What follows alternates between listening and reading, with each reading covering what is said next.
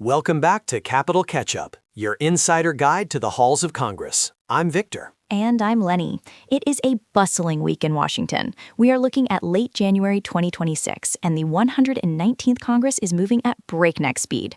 We have a massive slate of appropriations bills, a flurry of judicial nominations, and some high-stakes committee hearings that tackle everything from nuclear energy to the safety of our veterans. That's right, Lenny. If you thought the start of the year would be a slow ease-in, think again. The congressional record from mid to late January, specifically volumes 172, numbers 11 through 15, shows a legislature scrambling to finalize the federal budget. Let's start with the money, because that is where the real power lies. We are seeing a major push on appropriations for fiscal year 2026. We have House Resolution 7148, the Consolidated Appropriations Act, and House Resolution 7147, the further Consolidated Appropriations Bill. For our listeners who might get glazed eyes at the word appropriations, let's break this down. This is essentially the government's checking account. House Resolutions 7148 and 7147 are what we call omnibus-style packages.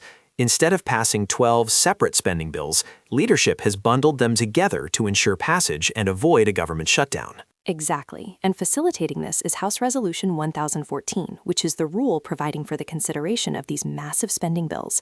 It sets the debate terms. Within these packages, we're seeing House Resolution 7006 rolled in, which specifically funds financial services, national security, and the Department of State. The stakes are incredibly high here. This funding determines our foreign policy capabilities and our national security posture for the next year.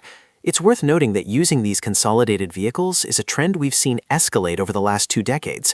It builds on previous efforts to streamline a fractured budget process, though critics always argue it reduces transparency. Speaking of transparency and oversight, let's pivot to the committee rooms. There was a fascinating and frankly concerning hearing held on January 13th regarding protecting America's energy infrastructure in today's cyber and physical threat landscape. That ties directly into a piece of legislation floating around the Senate, Senate Bill 3563.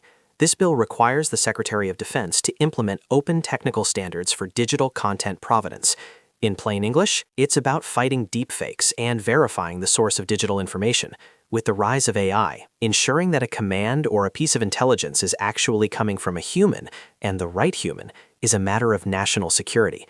It's the first major legislative step since the AI boom of the mid-2020s to standardize this across the DoD. Technology was a huge theme this week. We also saw the Oversight Committee digging into the FCC and another hearing on competition and consumer choice in digital streaming. But Victor, I want to highlight a hearing that hits home for millions of families. Who's watching the kids? How employers, innovators, and parents are solving America's childcare crunch. This is critical. We're seeing a legislative response to this crunch in the form of bills like House Resolution 6418, the Employee Profit Sharing Encouragement Act of 2025.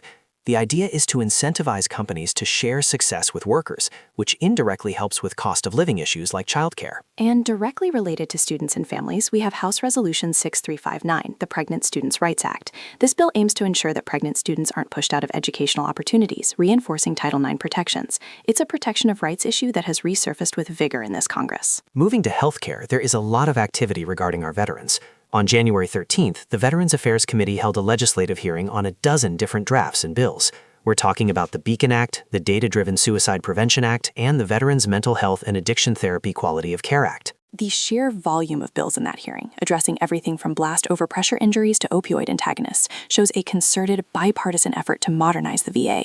It's not just about physical wounds anymore. The focus has shifted heavily toward mental health and preventative care. On the civilian healthcare side, we're looking at House Resolution 6894, the Increasing Access to Quality Cardiac Rehabilitation Act. Heart disease remains a top killer, and this bill aims to remove barriers to rehab services. There's also the ACO Assignment Improvement Act, appearing as both Senate Bill 3550 and House Resolution 4773. For those not in the medical weeds, ACOs are accountable care organizations. This legislation essentially helps doctors coordinate care better for Medicare patients. It's technical, but it means better outcomes for seniors. Now, Lenny, we can't ignore the political intrigue. The committee schedule listed a hearing on the investigation into the DNC and RNC pipe bombs. That's right. Years later, that remains an open wound from the January 6th era. The fact that they are still holding hearings suggests there might be new evidence or renewed pressure to close that cold case. And on the international front, the House is considering House Resolution 965, which sets up a vote on House Resolution 1689. This would require the DHS Secretary to designate Haiti for Temporary Protected Status, or TPS. Given the ongoing instability in the Caribbean, this is a major humanitarian move. Before we wrap up, we have to look at the Senate's advice and consent role. The nomination lists are overflowing. We see a slate of U.S. attorneys and district judges moving through. Just to name a few, Nicholas John Ganji for the Southern District of Texas, Andrew Benson for U.S. Attorney in Maine, and Megan Blair Benton for the Western District of Missouri. These lifetime appointments reshape the judiciary for decades. We are seeing a mix of replacements for retirees, like Judge Lynn Hughes in Texas, and filling vacancies that have sat open too long. It is a full court press to get these confirmed before any potential midterm stalls. And finally, a quick note to House Resolution 375. It looks like May 2025, well, retroactively, looking at the support for it, is being designated Renewable Fuels Month. Which aligns with the American Energy Dominance Dawn of the New Nuclear Era hearing we saw. It seems the 119th Congress is trying to embrace an all-of-the-above energy strategy, balancing renewables with a renewed interest in nuclear power to lower reliance on foreign adversaries. So what should you watch for in the coming days? Keep your eyes on House Resolution 7148. The vote on that Consolidated Appropriations package is imminent. If it falters, we are looking at a funding crisis. And keep an ear out for the results of that Veterans Affairs markup. With so many bills on the table, seeing which ones actually make it to the floor will tell us a lot about this Congress's priorities. That's it for this edition of Capital Catch-Up. Thanks for listening. Stay engaged, and we'll catch you next time.